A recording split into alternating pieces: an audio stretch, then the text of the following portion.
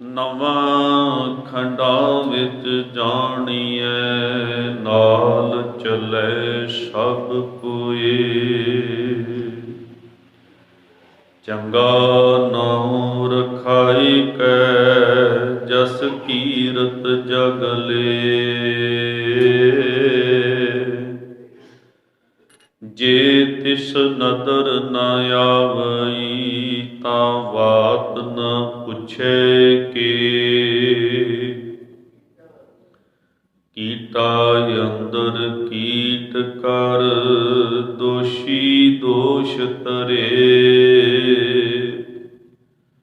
ਨਾਨਕ ਨਿਰਗੁਣ ਗੁਣ ਕਰੇ, ਗੁਣਵੰਤਿਆਂ ਗੁਣ ਦੇ। ਤੇਹਾ ਕੋਈ ਨ ਸੂਝਈ, ਜੇ ਤਿਸ ਗੁਣ ਕੋਇ ਕਰੇ।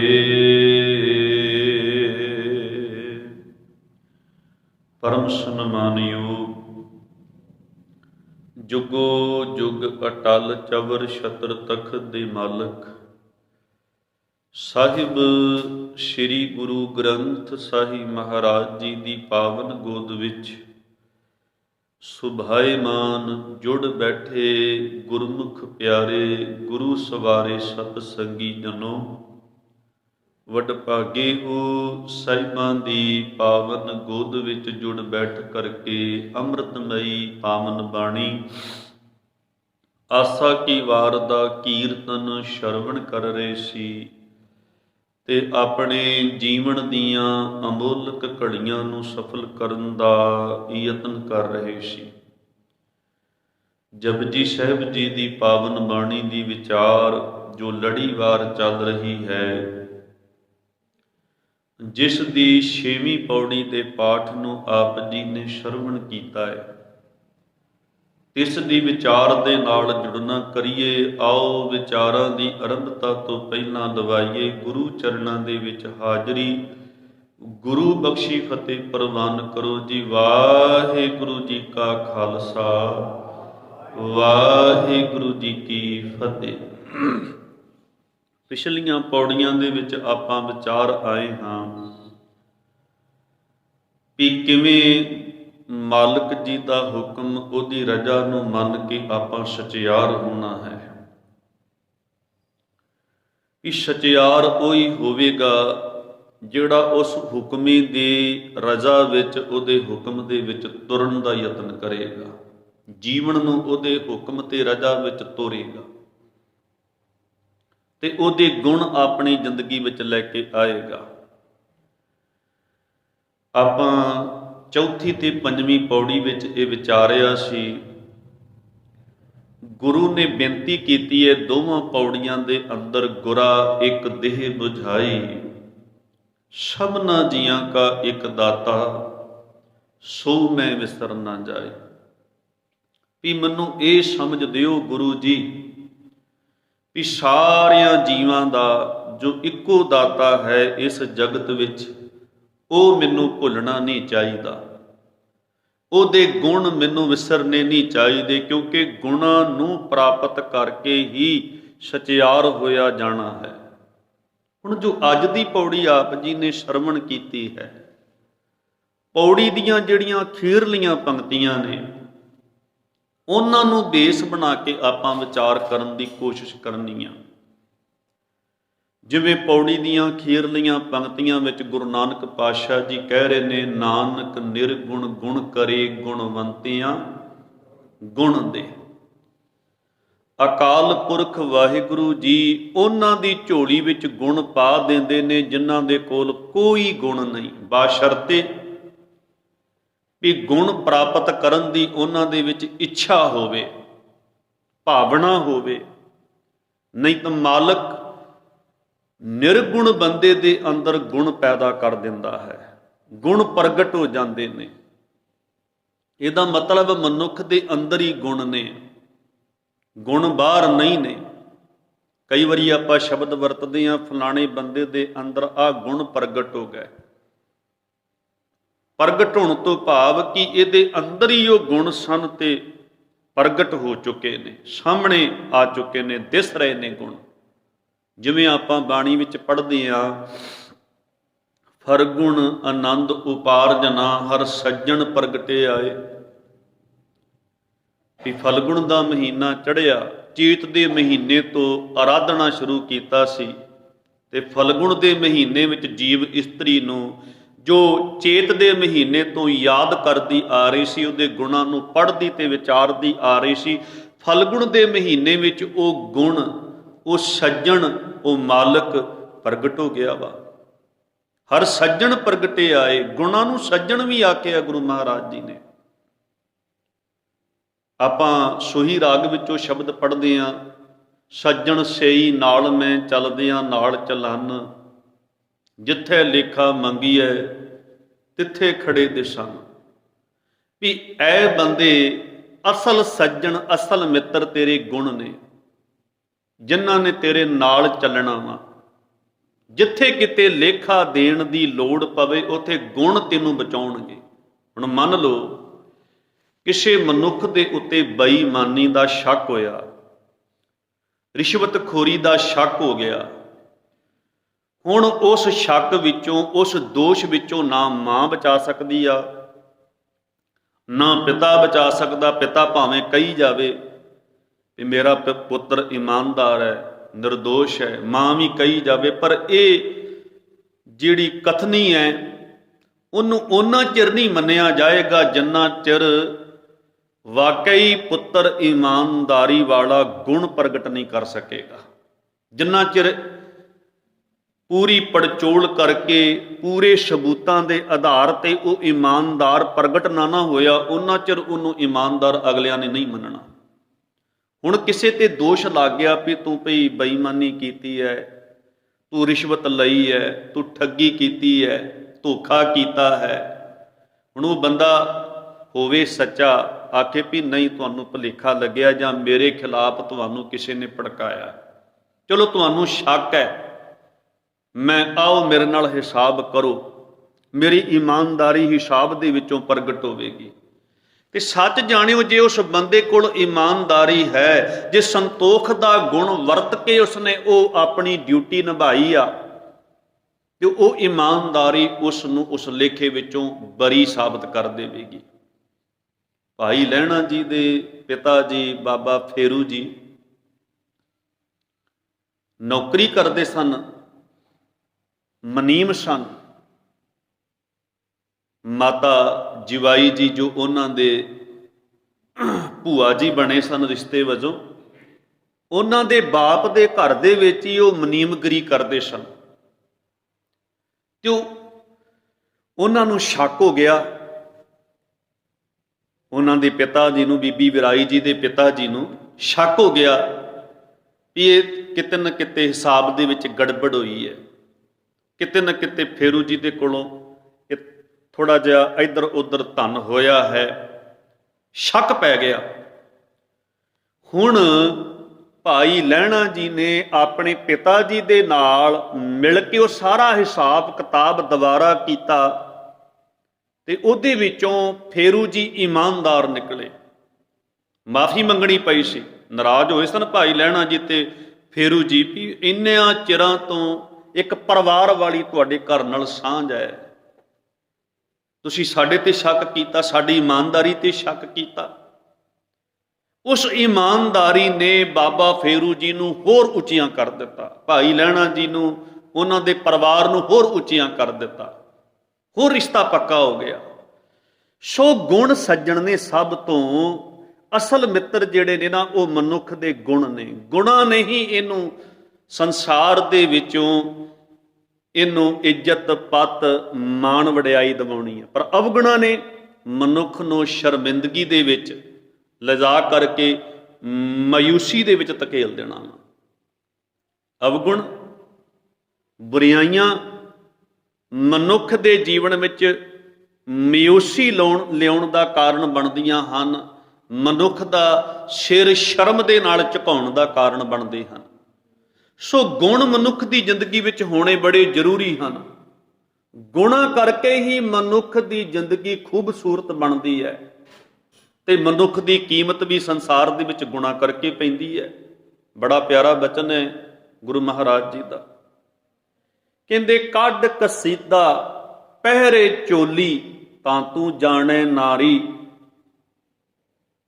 ਕਹਿੰਦੇ ਨੇ ਇੱਕ ਆਮ ਕੱਪੜਾ ਵਾ, ਕੱਪੜੇ ਦੇ ਉੱਤੇ ਕਸੀਦਾ ਕੱਢਿਆ ਗਿਆ ਇਸਤਰੀ ਵੱਲੋਂ, ਉਹਨੇ ਫੁੱਲ ਬੂਟੀਆਂ ਪਾਈਆਂ, ਹੈ ਤੇ ਉਹ ਆਮ ਕੱਪੜਾ,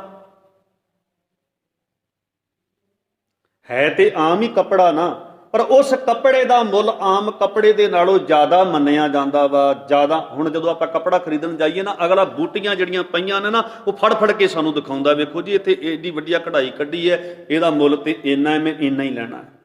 ਇਹ ਆਮ ਥੋੜੀ ਕੋਈ ਸੂਟ ਹੈ, ਇਹ ਤਿੱਲੇ ਦੀ ਕਢਾਈ ਹੈ, ਫਲਾਣੀ ਕਢਾਈ ਹੈ, ਵਰਕ ਹੈ, ਇਹਦੇ ਉੱਤੇ ਆਹ ਹੈ, ਉਹ ਫੜ ਫੜ ਕੇ ਸਾਨੂੰ ਦਿਖਾਉਂਦਾ ਹੈ। ਉਹਦੇ ਉੱਤੇ ਮੁੱਲ ਕਾਹਦਾ ਪੈ ਰਿਹਾ ਵਾ? ਕਢਾਈ ਦਾ, ਜੋ ਕਸੀਦਾ ਕੱਢਿਆ ਗਿਆ। ਕੱਢ ਕਸੀਦਾ ਪਹਿਰੇ ਚੋਲੀ ਤਾਂ ਤੂੰ ਜਾਣੇ ਨਾਰੀ। ਹਰ ਪ੍ਰਭ ਰਾਖੇ ਬੁਰਾ ਨਾ ਚਾਖੈ ਤਾਂ ਤੂੰ ਕੰਤ ਪਿਆਰੀ।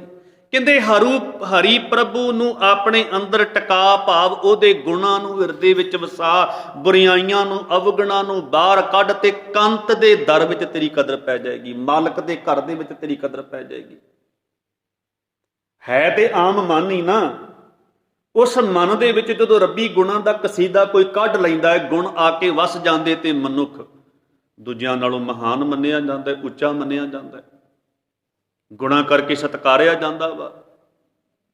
ਗੁਣ ਮਨੁੱਖ ਦੀ ਜ਼ਿੰਦਗੀ ਨੂੰ ਖੂਬਸੂਰਤ ਬਣਾਉਂਦੇ ਆ। ਤੇ ਇੱਕ ਇਹ ਵੀ ਗੱਲ ਹੈ ਕਿ ਗੁਣ ਜਿਉਂ-ਜਿਉਂ ਵਰਤੀਏ ਗੁਣ ਵੱਧਦੇ ਆ। ਸੰਤੋਖ ਦੀ ਵਰਤੋਂ ਕਰਾਂਗੇ, ਸੰਤੋਖ ਵਧੇਗਾ। ਸੱਚ ਦੀ ਵਰਤੋਂ ਕਰਾਂਗੇ, ਸੱਚ ਵਧੇਗਾ। ਆਮ ਦੁਨਿਆਵੀ ਪਦਾਰਥ ਜਿਹੜੇ ਨੇ ਉਹ ਘਰਾਂ ਵਿੱਚ ਜਦੋਂ ਵਰਤੀਦੇ ਨੇ ਤੇ ਘਟਦੇ ਨੇ, ਪਰ ਜਿਹੜੇ ਗੁਣ ਨੇ, ਖਾਵੇਂ ਖਰਚੈ ਰਲ ਮਿਲ ਭਾਈ, ਤੋਟ ਨਾ ਆਵੇ ਵੱਧ ਦੋ ਜਾਈ, ਇਹ ਵੱਧਦੇ ਜਾਂਦੇ ਨੇ। ਤੇ ਗੁਣਾਂ ਨੇ ਮਨੁੱਖ ਨੂੰ ਗੁਣ ਖੂਬਸੂਰਤ ਬਣਾਉਣਾ ਵਾ। ਜ਼ਿੰਦਗੀ ਦੇ ਵਿੱਚ ਅਹਿਮੀਅਤ ਜਿਹੜੀ ਹੈ ਉਹ ਗੁਣਾਂ ਕਰਕੇ ਹੈ। ਹੁਣ ਬਾਬਾ ਕਬੀਰ ਸਾਹਿਬ ਜੀ ਕੋਲ ਬਾਹਰੀ ਤਲ ਤੇ ਕੋਈ ਧਨ, ਕੋਈ ਦੌਲਤ, ਕੋਈ ਪਦਵੀ, ਉੱਚੀ ਕੁੱਲ ਵੀ ਕੋਈ ਨਹੀਂ, ਕੁਝ ਵੀ ਨਹੀਂ ਹੈ, ਪਰ ਰੱਬੀ ਗੁਣਾਂ ਨਾਲ ਆਪਣੇ ਹਿਰਦੇ ਨੂੰ ਭਰ ਲਿਆ ਹੈ। ਇਸ ਕਰਕੇ ਤਵਾਰੀਖ ਦੇ ਪੰਨਿਆਂ ਦੇ ਵਿੱਚ ਅੱਜ ਵੀ ਬਾਬਾ ਕਬੀਰ ਸਾਹਿਬ ਜੀ ਜਿਉਂਦੇ ਨੇ ਤੇ ਸਤਿਕਾਰਤ ਹਸਤੀ ਮੰਨੇ ਜਾਂਦੇ ਨੇ। ਸੋ ਗੁਰੂ ਪਾਤਸ਼ਾਹ ਜੀ ਕਹਿੰਦੇ ਨੇ ਵੀ ਉਹ ਮਾਲਕ ਵਾਹਿਗੁਰੂ ਜੀ ਜਿਹੜੇ ਨਿਰਗੁਣ ਨੇ, ਜੇ ਗੁਣਾਂ ਦੀ ਪ੍ਰਾਪਤੀ ਦੀ ਚਾਹਤ ਉਹਨਾਂ ਵਿੱਚ ਜਾਗ ਜਾਏ, ਉਹਨਾਂ ਦੇ ਅੰਦਰ ਗੁਣ ਭਰ ਦਿੰਦੇ ਨੇ। ਨਾਨਕ ਨਿਰਗੁਣ ਗੁਣ ਕਰੇ, ਗੁਣਵੰਤਿਆਂ ਗੁਣ ਦੇ। ਗੁਣ ਗਾ ਗਾ ਕੇ ਉਸ ਮਾਲਕ ਦੇ ਗੁਣਾਂ ਨੂੰ ਆਪਣੇ ਹਿਰਦੇ ਵਿੱਚ ਵਸਾ ਕੇ ਗੁਣਾਂ ਦਾ ਰੂਪ ਹੋਣਾ, ਇਹੀ ਭਗਤੀ ਹੈ। ਗੁਣਾਂ ਨੂੰ ਧਾਰਨ ਕਰਨਾ, ਗੁਣਾਂ ਨੂੰ ਜ਼ਿੰਦਗੀ ਵਿੱਚ ਜਿਉਣਾ। ਜਦੋਂ ਕੋਈ ਗੁਣਾਂ ਨੂੰ ਜਪਦਾ ਵਾ, ਗੁਣਾਂ ਨੂੰ ਧਾਰਨ ਕਰਦਾ ਵਾ, ਗੁਣਾਂ ਨੂੰ ਜ਼ਿੰਦਗੀ ਵਿੱਚ ਜਿਉਂਦਾ ਵਾ, ਤੇ ਜੀਵਨ ਕਿਹੋ ਜਿਹਾ ਬਣਦਾ ਹੈ? ਬੜੀ ਸੋਹਣੀ, ਬੜੀ ਖੂਬਸੂਰਤ ਜ਼ਿੰਦਗੀ ਦਾ ਮਾਲਕ ਬਣਦਾ ਹੈ। ਗੁਰੂ ਪਾਤਸ਼ਾਹ ਜੀ ਦਾ ਇੱਕ ਬੜਾ ਪਿਆਰਾ ਸ਼ਬਦ ਹੈ। ਗੁਰੂ ਜੀ ਕਹਿੰਦੇ ਨੇ, ਗੁਣ ਨਿਧਾਨ ਪ੍ਰੀਤਮ ਪ੍ਰਭ ਮੇਰੇ, ਬਰਨ ਨਾ ਸਾਕੂ ਬਹੁ ਗੁਣ ਤੇਰੇ। ਹੇ ਮਾਲਕ ਵਾਹਿਗੁਰੂ ਜੀ, ਤੁਸੀਂ ਗੁਣਾਂ ਦੇ ਸਾਗਰ ਹੋ, ਗੁਣਾਂ ਦੇ ਖਜ਼ਾਨੇ ਹੋ, ਪਰ ਤੁਹਾਡੇ ਗੁਣ ਮੈਂ ਪੂਰਨ ਤੌਰ ਤੇ ਬਿਆਨ ਵੀ ਨਹੀਂ ਕਰ ਸਕਦਾ, ਕਥਨੀ ਤੋਂ ਪਰੇ ਨੇ। ਪਰ ਫਿਰ ਵੀ ਮੈਂ ਗੁਰੂ ਦੇ ਸ਼ਬਦ ਨਾਲ ਸਾਂਝ ਪਾ ਕੇ ਕੁਝ ਗੁਣ ਤੁਹਾਡੇ ਹਿਰਦੇ ਵਿੱਚ ਵਸਾਉਣ ਦਾ ਯਤਨ ਕੀਤਾ, ਧਾਰਨ ਕਰਕੇ ਉਹਨਾਂ ਗੁਣਾਂ ਨੂੰ ਜ਼ਿੰਦਗੀ ਵਿੱਚ ਅਪਣਾ ਕਰਕੇ ਜ਼ਿੰਦਗੀ ਨੂੰ ਉਸ ਮੁਤਾਬਕ ਢਾਲਣ ਦਾ ਯਤਨ ਕੀਤਾ। ਫਿਰ ਜੀਵਨ ਕਿਹੋ ਜਿਹਾ ਬਣਿਆ? ਕਹਿੰਦੇ ਗਊ ਕੋ ਚਾਰੇ ਸਾਰ ਦੂਲ, ਕੌਡੀ ਕਾ ਲਖ ਹੂਆ ਮੂਲ। ਕਹਿੰਦੇ ਨੇ ਗਊ ਨੂੰ ਹੁਣ ਸਾਰਦੂਰ ਦਾ ਅਰਥ ਹੈ ਸ਼ੇਰ ਚਾਰਨ ਲੱਗ ਪਿਆ। ਇਹਦਾ ਭਾਵ ਕੀ? ਗਊ ਕੌਣ ਹੈ? ਗਊ ਆ ਸਾਡੀਆਂ ਗਿਆਨ ਇੰਦਰੀਆਂ, ਕਰਮ ਇੰਦਰੀ, ਸਾਡੀਆਂ ਅੱਖਾਂ, ਸਾਡੇ ਕੰਨ, ਸਾਡੀ ਰਸਨਾ, ਸਾਡੇ ਹੱਥ ਪੈਰ, ਇਹ ਇੰਦਰੇ ਨੇ ਸਾਡੇ ਜੀ। ਪਹਿਲਾਂ ਮੇਰਾ ਮਨ ਵਿਕਾਰਾਂ ਨਾਲ ਸਾਂਝ ਪਾ ਕੇ ਆਕੀ ਹੋਇਆ ਫਿਰਦਾ ਸੀ, ਤੇ ਇੰਦਰੇ ਵੀ ਆਕੀ ਹੋਏ ਫਿਰਦੇ ਸਨ। ਇਹ ਵਿਕਾਰਾਂ ਵਾਲੇ ਪਾਸੇ ਭਟਕ ਰਹੇ ਸਨ, ਅੱਖਾਂ ਭਟਕਦੀਆਂ ਸਨ, ਕੰਨ ਸੱਚ ਦਾ ਤਿਆਗ ਕਰਕੇ ਨਿੰਦਿਆ, ਚੁਗਲੀ, ਝੂਠ, ਗੰਦੇ ਅਸ਼ਲੀਲ ਗਾਣੇ ਇਹ ਸੁਣਿਆ ਕਰਦੇ ਸਨ। ਹੁਣ ਇਹ ਸਾਰਾ ਕੁਝ ਵਸ ਵਿੱਚ ਆ ਗਏ ਨੇ। ਹੁਣ ਮਨ ਜਿਹੜਾ ਏ ਇਹਨਾਂ ਨੂੰ ਆਪਣੇ ਅਧੀਨ ਕਰਕੇ ਸੁਚੱਜੇ ਪਾਸੇ ਚਲਾਉਣਾ ਇਸ ਨੇ ਸ਼ੁਰੂ ਕਰ ਦਿੱਤਾ। ਗਊ ਕੋ ਚਾਰੇ ਸ਼ਾਰਦੂਲ, ਕੌਡੀ ਕਾ ਲਖ ਹੁਆ ਮੂਲ। ਜਦੋਂ ਮੇਰੇ ਅੰਦਰ ਰੱਬ ਜੀ ਦੇ ਗੁਣ ਵਸੇ, ਮੇਰੇ ਇੰਦਰੇ ਸਹੀ ਪਾਸੇ, ਇਹਨਾਂ ਨੇ ਆਪਣੇ ਕਰਮ ਪਛਾਣ ਕਰਕੇ, ਧਰਮ ਨੂੰ ਪਛਾਣ ਕਰਕੇ ਇਹਨਾਂ ਦੀ ਵਰਤੋਂ ਜਦੋਂ ਸਹੀ ਹੋ ਗਈ ਤੇ ਕਹਿੰਦੇ ਨੇ ਮੇਰਾ ਮੁੱਲ ਪੈ ਗਿਆ ਸੰਸਾਰ ਦੇ ਵਿੱਚ। ਕੌਡੀ ਕਾ ਲਖ ਹੁਆ ਮੂਲ। ਫਿਰ ਅੱਗੇ ਕਹਿੰਦੇ ਨੇ ਬੱਕਰੀ ਕੋ ਹਸਤੀ ਪ੍ਰਤਪਾਲੈ, ਪ੍ਰਭ ਆਪਣਾ ਨਦਰ ਨਿਹਾਲੈ। ਮਾਲਕ ਦੀ ਮਿਹਰ ਹੋਈ, ਬਖਸ਼ਿਸ਼ ਹੋਈ। ਹੁਣ ਬੱਕਰੀ ਨੂੰ ਹਾਥੀ ਪਾਲਣ ਲੱਗ ਪਿਆ ਹੈ। ਇਹਦਾ ਅਰਥ ਕੀ ਹੈ ਜੀ? ਪਹਿਲਾਂ ਵਿਕਾਰਾਂ ਵਿੱਚ ਫਸਿਆ ਹੋਇਆ ਮਨ ਹਾਥੀ ਹੋਇਆ ਪਿਆ ਸੀ, ਕਿਸੇ ਦੀ ਗੱਲ ਹੀ ਨਹੀਂ ਮੰਨਦਾ ਸੀ। ਹੁਣ ਬੱਕਰੀ ਬਣ ਗਿਆ, ਭਾਵ ਨਿਮਰਤਾ ਧਾਰਨ ਕਰ ਲਈ ਇਹਨੇ, ਬਿਲਕੁਲ ਨਿਮਰ ਸੁਭਾਅ ਵਾਲਾ ਬਣ ਗਿਆ ਹੈ। ਪਹਿਲਾਂ ਤੇ ਇਹ ਸੀ ਕਿ ਆਪਸ ਕੋ ਦੀਰਘ ਕਰ ਜਾਣੇ ਔਰ ਨ ਕੌਲਗ ਮਾਤ, ਇਹ ਅਵਸਥਾ ਵਾਲਾ ਸੀ। ਹੁਣ ਤੇ ਕਹਿੰਦਾ ਹੈ ਵੀ ਮੇਰਾ ਮੁਝ ਮੇ ਕਿਛ ਨਹੀਂ, ਜੋ ਕਿਛ ਹੈ ਸੋ ਤੇਰਾ। ਹੁਣ ਤੇ ਕਹਿੰਦਾ ਹੈ ਹਮ ਨਹੀਂ ਚੰਗੇ ਬੁਰਾ ਨਹੀਂ ਕੋਏ। ਪਹਿਲਾਂ ਦੂਜੇ ਨੂੰ ਮਾੜਾ ਤੇ ਆਪਣੇ ਆਪ ਨੂੰ ਚੰਗਾ ਸਮਝਦਾ ਸੀ। ਹੁਣ ਆਪਣੀਆਂ ਬੁਰਾਈਆਂ, ਆਪਣੇ ਐਬ, ਆਪਣੇ ਅਵਗੁਣ ਵਿੱਚੋਂ ਵੇਖਦਾ ਵਾ ਤੇ ਦੂਜੇ ਨੂੰ ਚੰਗਾ ਸਮਝਦਾ ਵਾ ਵੀ ਮੇਰੇ ਤੋਂ ਸਾਰੇ ਚੰਗੇ ਨੇ, ਮੈਂ ਹੀ ਮਾੜਾ। ਫਿਰ ਅੱਗੇ ਕਹਿੰਦੇ ਨੇ ਦੀਸਤ ਮਾਤ ਨਾ ਖਾਏ ਬਿਲਾਈ, ਮਹਾ ਕਸਾਬ ਛੁਰੀ ਛੱਟ ਪਾਈ। ਕਹਿੰਦੇ ਨੇ ਹੁਣ ਦਿਸਦਾ ਹੋਇਆ ਮਾਸ, ਹੁਣ ਬਿੱਲੀ ਦੇ ਸਾਹਮਣੇ ਚੂਹੇ ਭੱਜਦੇ ਫਿਰਦੇ ਨੇ ਪਰ ਚੂਹਾ ਨਹੀਂ ਖਾ ਰਹੀ ਬਿੱਲੀ। ਹੁਣ ਗੱਲ ਬਿੱਲੀ ਦੀ ਨਹੀਂ, ਗੱਲ ਮਨ ਦੀ ਆ। ਮਾਸ ਕੀ ਹੈ? ਰਿਸ਼ਵਤ, ਬੇਈਮਾਨੀ। ਮੈਂ ਰਿਸ਼ਵਤ ਲੈ ਸਕਦਾ ਸਾਂ, ਅਗਲਾ ਮੇਰੇ ਸਾਹਮਣੇ ਬੈਗ ਭਰ ਕੇ ਲੈ ਕੇ ਆਇਆ ਵੀ ਸਾਹਿਬ ਜੀ ਮੇਰਾ ਕੰਮ ਸਵਾਰ ਦਿਓ, ਇੰਨੀ ਰਿਸ਼ਵਤ ਮੇਰੇ ਕੋਲ ਲੈ ਲਓ। ਪਰ ਮੈਂ ਉਹਨੂੰ ਕਹਿ ਦਿੱਤਾ ਮੈਂ ਹੁਣ ਗੁਣ ਧਾਰਨ ਕਰ ਲਏ ਨੇ, ਮੈਂ ਸੰਤੋਖ ਦਾ ਗੁਣ ਆਪਣੇ ਰੱਬ ਜੀ ਦੇ ਘਰ ਵਿੱਚੋਂ ਲੈ ਲਿਆ ਵਾ, ਮੈਂ ਸਰਕਾਰ ਦੇ ਕੋਲੋਂ ਤਨਖਾਹ ਲੈਣਾ ਵਾ, ਰਿਸ਼ਵਤ ਲੈ ਕੇ ਤੇਰਾ ਕੰਮ ਨਹੀਂ ਕਰਾਂਗਾ। ਸਰਕਾਰੀ ਤਨਖਾਹ ਜਿਹੜੀ ਮੇਰੀ ਆਉਂਦੀ ਹੈ, ਮੈਨੂੰ ਤੁਹਾਡਾ ਨੌਕਰ ਬਣਾਇਆ ਹੈ। ਦੀਸਤ ਮਾਸ ਨਾ ਖਾਏ ਬਿਲਾਈ। ਮੈਂ ਇੱਥੇ ਧੀ ਵਿਆਹੁਣ ਵਾਸਤੇ ਆਇਆ ਵਾਂ, ਧੀ ਲੈਣ ਵਾਸਤੇ ਆਇਆ। ਮੈਂ ਇੱਥੇ ਕੜੇ ਪਵਾਉਣ ਸੋਨੇ ਦੇ ਨਹੀਂ ਆਇਆ, ਕੜਾ ਨਹੀਂ ਮੈਨੂੰ ਚਾਹੀਦਾ, ਮੈਨੂੰ ਦਾਜ ਨਹੀਂ ਚਾਹੀਦਾ। ਤੁਸੀਂ ਪੜ੍ਹਾ ਲਿਖਾ ਕੇ ਇਹ ਕੁੜੀ, ਇਹ ਧੀ ਮੇਰੇ ਘਰ ਦੇ ਵਿੱਚ ਭੇਜ ਰਹੇ ਹੋ, ਮੈਨੂੰ ਕੋਈ ਦਾਜ ਨਹੀਂ ਚਾਹੀਦਾ। ਦੀਸਤ ਮਾ। ਅਗਲੇ ਕਾਰ ਦੇਣ ਨੂੰ ਤਿਆਰ ਸਨ। ਅਗਲੇ ਕਹਿੰਦੇ ਸਨ ਜਿੰਨੇ ਤੁਹਾਡੇ ਰਿਸ਼ਤੇਦਾਰ ਨੇ ਅਸੀਂ ਸੋਨਾ ਪਾਵਾਂਗੇ, ਅਸੀਂ ਅੰਗੂਠੀਆਂ ਪਾਵਾਂਗੇ, ਸਾਰਾ ਕੁਝ ਪਾਵਾਂਗੇ, ਅਸੀਂ ਕੱਪੜੇ ਬੜੇ ਬੜੇ ਮਹਿੰਗੇ ਤੁਹਾਨੂੰ ਦਿਆਂਗੇ, ਮਿਲਣੀਆਂ ਕਰਾਵਾਂਗੇ ਤੁਹਾਡੀਆਂ। ਅਗਲਾ ਕਹਿੰਦਾ ਨਹੀਂ, ਮੈਂ ਗੁਰੂ ਦਾ ਸਿੱਖ ਬਣ ਗਿਆ ਵਾਂ, ਮੈਨੂੰ ਗੁਰੂ ਨੇ ਸੰਤੋਖ ਵਰਗਾ ਗੁਣ ਮੇਰੀ ਝੋਲੀ 'ਚ ਪਾ ਦਿੱਤਾ ਵਾ। ਦੱਸਿਆ ਹੋਇਆ ਮਾਸ ਇਹ ਖਾ ਸਕਦਾ ਸੀ ਮਨ, ਕੋਈ ਗੱਲ ਨਹੀਂ। ਅਗਲੇ ਤੇ ਅੱਜ ਤੇ ਕਹਿੰਦੇ ਨੇ, ਵਿਚੋਲੇ ਨੂੰ ਪਹਿਲਾਂ ਕਹਿ ਦਿੰਦੇ ਨੇ ਇੰਨੀਆਂ ਅੰਗੂਠੀਆਂ, ਇੰਨੇ ਕੜੇ, ਇੰਨੇ ਕੱਪੜੇ, ਆਹ ਕਾਰ ਹੋਣੀ ਚਾਹੀਦੀ ਹੈ। ਜੇ ਕੋਈ ਵਿਚਾਰਾ ਔਖਾ ਸੌਖਾ ਹੋ ਕੇ ਕੋਈ ਮੋਟਰਸਾਈਕਲ ਦੇ ਦੇ ਨਾ ਕੋਈ, ਤੁਸੀਂ ਮੈਨੂੰ ਪੁੱਛ ਲੈਣਾ ਸੀ, ਕੁਝ ਪੈਸੇ ਮੈਂ ਆਪਣੇ ਕੋਲੋਂ ਪਾ ਲੈਂਦਾ, ਮੈਂ ਕਾਰ ਲੈ ਲੈਂਦਾ, ਆਹ ਤੁਸੀਂ ਮੈਨੂੰ ਮੋਟਰਸਾਈਕਲ ਦੇ ਦਿੱਤੀ ਹੈ। ਮੈਨੂੰ ਪੁੱਛ ਲੈਂਦੇ, ਆਹ ਮੋਟਰਸਾਈਕਲ ਮੇਰੇ ਪਸੰਦ ਦੀ ਨਹੀਂ, ਬੁਲਟ ਲੈ ਲੈਂਦਾ, ਉਹਦੇ ਵਿੱਚੋਂ ਮੈਂ ਆਪਣੇ ਕੋਲੋਂ ਕੁਝ ਪੈਸੇ ਪਾ ਲੈਂਦਾ। ਭਾਵ ਬੁਲਟ ਦੀ ਤਮੰਨਾ ਹੈ, ਕਾਰ ਦੀ ਤਮੰਨਾ ਹੈ। ਇਹਦਾ ਮਤਲਬ ਲੋਭ ਹੈ ਮਨ ਦੇ ਅੰਦਰ, ਤ੍ਰਿਸ਼ਨਾ ਹੈ। ਪਰ ਜਿੰਨੇ ਗੁਣ ਲੈ ਲੈ ਉਹ ਕਹੇਗਾ ਮੈਨੂੰ ਖਾਲੀ ਧੀ ਚਾਹੀਦੀ ਹੈ, ਜਿਹਨੇ ਮੇਰੇ ਘਰ ਨੂੰ ਆ ਕੇ ਸਵਾਰਨਾ ਵਾ, ਜਿਹਨੇ ਸਾਡੀ ਸੇਵਾ ਕਰਨੀ ਹੈ। ਸਾਨੂੰ ਸੇਵਾ ਕਰਨ ਵਾਲੀ ਧੀ ਚਾਹੀਦੀ ਹੈ, ਸਾਨੂੰ ਕੁਝ ਨਹੀਂ ਚਾਹੀਦਾ। ਉਲਟਾ ਸਾਨੂੰ ਇਸ ਬੱਚੀ ਦੀ ਜੋ ਫੀਸ ਤੁਸੀਂ ਦਿੱਤੀ ਹੈ, ਜੋ ਨੌਕਰੀ ਤੱਕ ਇਹਨੂੰ ਪਹੁੰਚਾਇਆ, ਅਸੀਂ ਤੁਹਾਨੂੰ ਪੈਸੇ ਦੇਣ ਨੂੰ ਤਿਆਰ ਹਾਂ। ਐਸੇ ਵੀ ਪਰਿਵਾਰ ਹਨ ਵੀ ਅਸੀਂ ਇੱਕ ਸੂਟ ਵਿੱਚ ਆਪ ਜੀ ਦੀ ਬੱਚੀ ਲੈ ਜਾਵਾਂਗੇ, ਸਾਨੂੰ ਕੁਝ ਨਹੀਂ ਚਾਹੀਦਾ। ਐਸੇ ਵੀ ਪਰਿਵਾਰ ਮੈਂ ਵੇਖੇ ਨੇ, ਉਹਨਾਂ ਨਾਲ ਰਿਹਾ ਵਾਂ ਮੈਂ, ਪਰ ਬਹੁਤ ਘੱਟ। ਪਰ ਗੁਰੂ ਪਾਤਸ਼ਾਹ ਜੀ ਕਹਿੰਦੇ ਨੇ ਜਦੋਂ ਗੁਣ ਆ ਜਾਂਦੇ ਨੇ ਨਾ ਜੀਵਨ ਦੇ ਵਿੱਚ, ਕਹਿੰਦੇ ਨੇ ਦੀਸਤ ਮਾਸ ਨਾ ਖਾਏ ਬਿਲਾਈ, ਮਹਾ ਕਸਾਬ ਛੁਰੀ ਛੱਟ ਪਾਈ।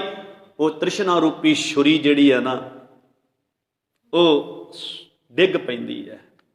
ਹੁਣ ਚੂਹੇ ਭਾਵ ਰਿਸ਼ਵਤ ਭਾਵ ਇਹ ਧਨ ਪਰਾਇਆ ਦੌਲਤ ਇਹ ਸਾਹਮਣੇ ਤੁਰੇ ਫਿਰਦੇ ਨੇ। ਅਗਲਾ ਬੰਦਾ ਦੇਣ ਨੂੰ ਵੀ ਤਿਆਰ ਹੈ ਪਰ ਇਹ ਲੈਂਦਾ ਨਹੀਂ। ਕਹਿਣ ਲੱਗਾ ਨਹੀਂ ਜੀ ਮੈਂ ਇਮਾਨਦਾਰ ਹੋ ਗਿਆ ਵਾਂ, ਮੈਂ ਸੰਤੋਖ ਵਾਲਾ ਗੁਣ ਆਪਣੇ ਗੁਰੂ ਕੋਲ ਲੈ ਲਿਆ। ਮੇਰਾ ਗੁਰੂ ਤੇ ਕਹਿੰਦਾ ਹੱਕ ਪਰਾਇਆ ਨਾਨਕਾ ਉਸ ਸ਼ੂਰ ਉਸ ਗਾਏ ਗੁਰ ਪੀਰ ਹਾਮਾ ਤਾਂ ਪਰੈ ਜਾ ਮਰਦਾਰ ਨਾ ਖਾਏ। ਸੋ ਇਹ ਗੁਣ ਆਪਾਂ ਪ੍ਰਾਪਤ ਕਰਨੇ ਆ ਤੇ ਗੁਣ ਮਾਲਕ ਸਾਡੀ ਝੋਲੀ ਵਿੱਚ ਪਾਉਣ ਨੂੰ ਤਿਆਰ ਵਾ। ਨਾਨਕ ਨਿਰਗੁਣ ਗੁਣ ਕਰੇ ਗੁਣਵੰਤਿਆਂ ਗੁਣ ਦੇ ਤੇਹਾ ਕੋਈ ਨਾ ਸੁਝਈ ਜੇ ਤਿਸ ਗੁਣ। ਔਰ ਤੋਂ ਬਗੈਰ ਹੋਰ ਕੋਈ ਸੰਸਾਰ ਵਿੱਚ ਮੈਨੂੰ ਨਜ਼ਰ ਹੀ ਨਹੀਂ ਆਉਂਦਾ ਜਿਹੜਾ ਮੇਰੇ ਅੰਦਰ ਦੀਆਂ ਬੁਰਾਈਆਂ ਨੂੰ ਮਾਰ ਸਕੇ, ਮੇਰੇ ਅਵਗੁਣਾਂ ਨੂੰ ਖਤਮ ਕਰਕੇ ਮੈਨੂੰ ਚੰਗਿਆਈਆਂ ਦਾ ਮਾਲਕ ਮੈਨੂੰ ਗੁਣਾਂ ਨਾਲ ਭਰ ਸਕੇ। ਉਸ ਤੋਂ ਇਲਾਵਾ ਤੇ ਮੈਨੂੰ ਕੋਈ ਨਜ਼ਰ ਹੀ ਨਹੀਂ ਆਉਂਦਾ। ਹੁਣ ਆਜੋ ਪਹਿਲੀਆਂ ਪੰਕਤੀਆਂ ਵੱਲ। ਜੇ ਮਨੁੱਖ ਨੇ ਉਸ ਮਾਲਕ ਦੇ ਗੁਣ ਆਪਣੇ ਜੀਵਨ ਵਿੱਚ ਨਾ ਵਸਾਏ ਨਾ ਧਾਰਨ ਕੀਤੇ, ਫਿਰ ਗੁਰੂ ਨਾਨਕ ਦੇ ਪਾਤਸ਼ਾਹ ਜੀ ਕਹਿੰਦੇ ਨੇ ਜਿੰਨੀ ਮਰਜ਼ੀ ਉਮਰ ਤੂੰ ਜੀ ਲਾ, ਜੇ ਜੁਗ ਚਾਰੇ ਆਰਜਾ ਹੋਰ ਦਸੂਣੀ ਹੋਏ। ਕਹਿੰਦੇ ਨੇ ਭਾਵੇਂ ਤੂੰ 4 ਯੁੱਗ ਉਮਰ ਜੀ ਲਾ, ਭਾਵੇਂ ਤੂੰ ਇਸ ਤੋਂ 10 ਗੁਣਾ ਉਮਰ ਤੇਰੀ ਵੱਧ ਹੋ ਜਾਏ, ਵਿਅਰਥ ਹੈ ਸਭ ਕੁਝ। ਜੇ ਤੂੰ ਰੱਬੀ ਗੁਣ ਜ਼ਿੰਦਗੀ ਵਿੱਚ ਨਾ ਜਿਉਵੇਂ ਨਾ ਧਾਰਨ ਕੀਤੇ, ਫਿਰ ਤੇ ਸਾਹਿਬਜ਼ਾਦਿਆਂ ਦੀ 7 ਤੇ 9 ਸਾਲ ਦੀ ਉਮਰ ਬਹੁਤ ਹੀ ਚੰਗੀ ਹੈ। ਕਮ ਸੇ ਕਮ ਗੁਣਾਂ ਦੇ ਵਿੱਚ ਤੇ ਜੀ ਕੇ ਗਏ ਨਾ। ਔਰੰਗਜ਼ੇਬ ਭਾਵੇਂ ਤੇਰੀ 85 90 ਸਾਲ ਦੀ ਉਮਰ ਹੈ, ਕਿਸੇ ਕੰਮ ਦੀ ਨਹੀਂ ਹੈ। ਗੰਗੂ ਭਾਵੇਂ ਤੇਰੀ 60 55 ਸਾਲ ਦੀ ਉਮਰ ਹੈ, ਕਿਸੇ ਕੰਮ ਦੀ ਨਹੀਂ। ਉਹ ਸਾਹਿਬਜ਼ਾਦਿਆਂ ਦੀ ਉਮਰ ਤੇਰੇ ਨਾਲ ਚੰਗੀ ਹੈ, 7 ਤੇ 9 ਸਾਲ। ਫਿਰ ਤੇ ਬਾਬਾ ਅਜੈ ਸਿੰਘ ਬਾਬਾ ਬੰਦਾ ਸਿੰਘ ਬਹਾਦਰ ਜੀ ਦਾ ਸੁਪੁੱਤਰ 4 ਸਾਲ ਦਾ, ਉਹਦੀ ਉਮਰ ਚੰਗੀ ਹੈ, 4 ਸਾਲ ਜੀ ਕੇ ਗਿਆ, ਧਰਮ ਕੌਮ ਦੇ ਲੇਖੇ ਆਪਣੀ ਜ਼ਿੰਦਗੀ ਲਾ ਗਿਆ।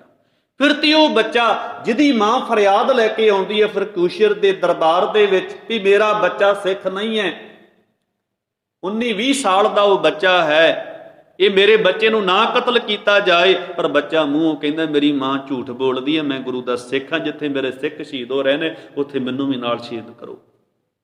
ਫਿਰ ਤੋਂ 18-19 ਸਾਲ ਦੀ ਉਮਰ ਬਹੁਤ ਚੰਗੀ ਹੈ, ਕਿਉਂਕਿ ਗੁਣ ਨੇ, ਗੁਰੂ ਦੀ ਸਿੱਖੀ ਨੂੰ ਕਮਾ ਰਹੇ ਨੇ। ਗੁਰੂ ਪਾਤਸ਼ਾਹ ਜੀ ਕਹਿੰਦੇ ਨੇ ਜੇ ਜੁਗ ਚਾਰੇ ਆਰਜਾ ਹੋਰ ਦਸੂਣੀ ਹੋਏ। ਫਿਰ ਕਹਿੰਦੇ ਨਵਾਂ ਖੰਡਾਂ ਵਿੱਚ ਜਾਣੀਏ ਨਾਲ ਚੱਲੇ ਸਭ ਕੋਈ।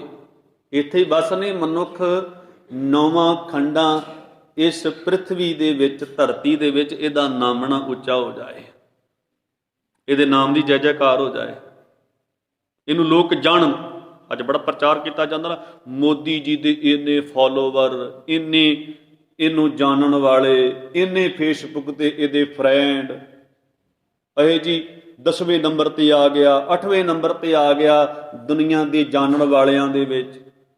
ਮੇਰਾ ਗੁਰੂ ਤੇ ਕਹਿੰਦਾ 9 ਖੰਡ ਪ੍ਰਿਥਵੀ ਦੇ ਵਿੱਚ ਕੋਈ ਜਾਣਨ ਵਾਲਾ ਤੈਨੂੰ ਹੋ ਜਾਏ, ਤੇਰਾ ਨਾਮ ਪ੍ਰਗਟ ਹੋ ਜਾਏ, ਤੇ ਗੁਣ ਜੇ ਪੱਲੇ ਨਹੀਂ ਕੱਖ ਨਹੀਂ ਹੈ ਤੇਰੇ ਪੱਲੇ। ਫਿਰ ਜੇ ਜੁਗ ਚਾਰੇ ਆਰਜਾ ਹੋਰ ਦਸੂਣੀ ਹੋਏ, ਨਵਾਂ ਖੰਡਾਂ ਵਿੱਚ ਜਾਣੀਏ ਨਾਲ ਚਲੇ ਸਭ ਕੋਏ। ਫਿਰ ਕਹਿੰਦੇ ਚੰਗਾ ਨਾਮ ਰਖਾਈ, ਕਿ ਤੇਰੇ ਨਾਲ ਸਾਰੇ ਤੁਰਨ, ਫਿਰ ਤੂੰ ਚੰਗਾ ਨਾਮ ਵੀ ਆਪਾਂ ਰਖਾ ਲਵੇ। ਜਸ ਕੀਰਤ ਜਗ ਲੈ, ਕਹਿੰਦੇ ਜਗਤ ਵਿੱਚੋਂ ਤੇਰੀ ਬੜੀ ਜੈ ਜੈਕਾਰ, ਲੋਕ ਤੇਰੇ ਮੂੰਹ ਦੇ ਉੱਤੇ ਤੇਰੀ ਤਾਰੀਫ ਕਰਨ। ਕਿਉਂਕਿ ਲੋਭੀ ਲਾਲਚੀ ਲੋਕ, ਸਵਾਰਥੀ ਲੋਕ, ਭਾਵੇਂ ਬੰਦਾ ਮਾੜਾ ਵੀ ਹੋਵੇ ਪਰ ਉਹਦੇ ਕੋਲ ਕੁਝ ਸਵਾਰਥ ਲੈਣਾ, ਮੂੰਹ ਦੇ ਉੱਤੇ ਬੜੀਆਂ ਤਾਰੀਫਾਂ ਕਰੀ ਜਾਣਗੇ। ਚੰਗਾ ਨਾਮ ਰਖਾਈ ਕੈ ਜਸ ਕੀਰਤ ਜਗ ਲੈ। ਪਰ ਕਹਿੰਦੇ ਨੇ ਜੇ ਤਿਸ ਨਦਰ ਨਾ ਆਵਈ ਤਾਂ ਬਾਤ ਨਾ ਪੁੱਛੇ ਕਿ, ਕਹਿੰਦੇ ਨੇ ਉਸ ਪੈਦਾ ਕਰਨ ਵਾਲੇ ਮਾਲਕ ਵਾਹਿਗੁਰੂ ਜੀ ਦੀਆਂ ਨਜ਼ਰਾਂ ਦੇ ਵਿੱਚ ਨਹੀਂ ਆਇਆ, ਉਹਦੇ ਗੁਣਾਂ ਦਾ ਧਾਰ ਨਹੀਂ ਬਣ ਕੇ ਸੁਚੱਜਾ ਜੀਵਨ ਨਹੀਂ ਜਿਉਇਆ, ਸਚਿਆਰ ਬਣ ਕੇ ਜ਼ਿੰਦਗੀ ਨਹੀਂ ਜਿਉਈ, ਤੇ ਕਹਿੰਦੇ ਨੇ ਉਹਦੀ ਦਰਗਾਹ ਵਿੱਚ ਕੋਈ ਬਾਂਹ ਫੜਨ ਵਾਲਾ ਤੇਰਾ ਨਹੀਂ ਹੋਵੇਗਾ, ਕੋਈ ਬਾਤ ਪੁੱਛਣ ਵਾਲਾ ਨਹੀਂ ਹੋਵੇਗਾ। ਫਿਰ ਕੀ ਹੋਏਗਾ? ਕੀਟਾਂ ਅੰਦਰ ਕੀਟ ਕਰ ਦੋਸ਼ੀ ਦੋਸ਼ ਧਰੇ। ਇੱਕ ਗੰਦਗੀ ਦਾ ਕੀੜਾ ਥਾਪਿਆ ਜਾਏਗਾ, ਬਸ ਹੋਰ ਕੁਝ ਨਹੀਂ।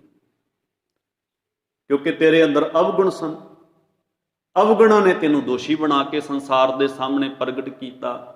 ਨਿਰੰਕਾਰ ਦੇ ਘਰ ਵਿੱਚ ਤੂੰ ਦੋਸ਼ੀ ਥਾਪਿਆ ਗਿਆ।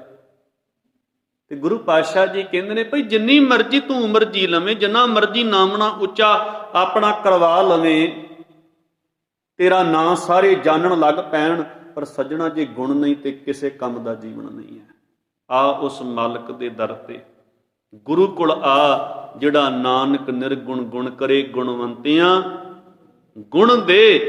ਜਿਹੜਾ ਨਿਰਗੁਣ, ਜਿਨ੍ਹਾਂ ਬੰਦਿਆਂ ਦੇ ਅੰਦਰ ਕੋਈ ਗੁਣ ਨਹੀਂ, ਉਹਨਾਂ ਨੂੰ ਗੁਣਾਂ ਨਾਲ ਭਰ ਦਿੰਦਾ ਹੈ। ਗੁਣ ਉਹਨਾਂ ਦੇ ਅੰਦਰੋਂ ਪ੍ਰਗਟ ਹੋ ਜਾਂਦੇ ਹਨ, ਗੁਣਵਾਨ ਬਣਾ ਦਿੰਦਾ ਹੈ।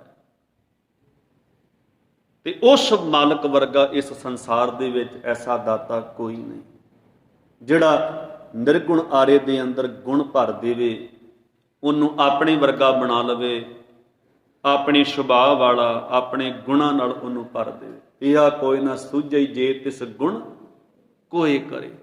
ਆਓ ਇਸ ਪੌੜੀ ਦੇ ਵਿੱਚੋਂ ਗੁਰੂ ਪਾਤਸ਼ਾਹ ਜੀ ਸਾਨੂੰ ਗੁਣ ਪੈਦਾ ਕਰਨ ਦੀ ਜਾਚ ਸਿਖਾਉਂਦੇ ਨੇ। ਭਈ ਉਮਰ ਭਾਵੇਂ ਤੇਰੀ ਥੋੜੀ ਹੋਵੇ ਸੰਸਾਰ ਦੇ ਵਿੱਚ, ਭਾਵੇਂ ਬਾਹਰੀ ਤਲ ਤੇ ਲੋਕ ਤੈਨੂੰ ਇੰਨਾ ਨਾ ਜਾਣਨ, ਪਰ ਸੱਜਣਾ ਜੇ ਤੇਰੇ ਅੰਦਰ ਗੁਣ ਹੋਣਗੇ, ਰੱਬੀ ਗੁਣਾਂ ਦਾ ਆਪਣੇ ਅੰਦਰ ਵਾਸਾ ਕਰ ਲਵੇਂਗਾ, ਸਚਿਆਰ ਬਣ ਕੇ ਜ਼ਿੰਦਗੀ ਜਿਉਏਂਗਾ, ਤੇ ਮਾਲਕ ਦੀਆਂ ਨਜ਼ਰਾਂ ਦੇ ਵਿੱਚ ਤੇਰੀ ਕੀਮਤ ਪੈ ਜਾਏਗੀ, ਸੰਸਾਰ ਵਿੱਚ ਵੀ ਤੇਰੇ ਜੀਵਨ ਦੀ ਕੀਮਤ ਪੈ ਜਾਏਗੀ, ਜੀਵਨ ਤੇਰਾ ਸਫਲ ਹੋ ਜਾਏਗਾ। ਸੋ 6ਵੀਂ ਪੌੜੀ ਦੇ ਅੰਦਰ ਗੁਰੂ ਜੀ ਨੇ ਸਾਨੂੰ ਉਸ ਗੁਣਵਾਨ, ਗੁਣਾਂ ਦੇ ਮਾਲਕ ਪਰਮਾਤਮਾ ਨਾਲ ਸਾਂਝ ਪਾ ਕੇ ਗੁਣਾਂ ਨੂੰ ਧਾਰਨ ਕਰਨ ਦੀ ਜਾਚ ਸਿਖਾਈ ਹੈ। ਗੁਣ ਕਹਿ ਗੁਣੀ ਸਮਾਵਣਿਆ, ਤੂੰ ਗੁਣ ਜਪ, ਉਹਦੇ ਗੁਣ ਧਾਰਨ ਕਰ। ਸੱਚ, ਧਰਮ, ਦਇਆ, ਸੰਤੋਖ, ਨਿਮਰਤਾ, ਨਿਰਵੈਰਤਾ, ਪਰਉਪਕਾਰ, ਇਹਨਾਂ ਗੁਣਾਂ ਨੇ ਤੇਰੀ ਜ਼ਿੰਦਗੀ ਨੂੰ ਖੂਬਸੂਰਤ ਬਣਾਉਣਾ। ਇਹਨਾਂ ਗੁਣਾਂ ਨੇ ਤੈਨੂੰ ਸੰਸਾਰ ਦੇ ਵਿੱਚ ਇੱਜ਼ਤ, ਪੱਤ, ਵਡਿਆਈ ਦਾ ਪਾਤਰ ਬਣਾਉਣਾ ਵਾ। ਇਸ ਕਰਕੇ ਗੁਣ ਧਾਰਨ ਕਰਨਾ ਪਈ। ਜੇ ਗੁਣ ਨਹੀਂ ਤੇ ਜੇ ਜੁਗ ਚਾਰੇ ਯਾਰ ਜਾ ਹੋਰ ਜਿੰਨੀਆਂ ਮਰਜ਼ੀ ਤੂੰ ਲੰਬੀ ਉਮਰ ਜੀਲਾ ਸੰਸਾਰ ਦੇ ਵਿੱਚ, ਕਿਸੇ ਲੇਖੇ ਨਹੀਂ ਲੱਗਣੀ। ਜਿੰਨਾ ਮਰਜ਼ੀ ਨਾਮਣਾ ਉੱਚਾ ਕਰ ਲਾ, ਦੋਛੀ ਤੇ ਇੱਕ ਗੰਦਗੀ ਦਾ ਕੀੜਾ ਥਾਪਿਆ ਜਾਏਗਾ, ਬਸ ਹੋਰ ਕੁਛ ਨਹੀਂ। ਸੋ ਇਤਨੀਆਂ ਬੇਨਤੀਆਂ ਪ੍ਰਵਾਨ ਕਰਨੀਆਂ ਜੀ। ਵਾਹਿਗੁਰੂ ਜੀ ਕਾ ਖਾਲਸਾ, ਵਾਹਿਗੁਰੂ।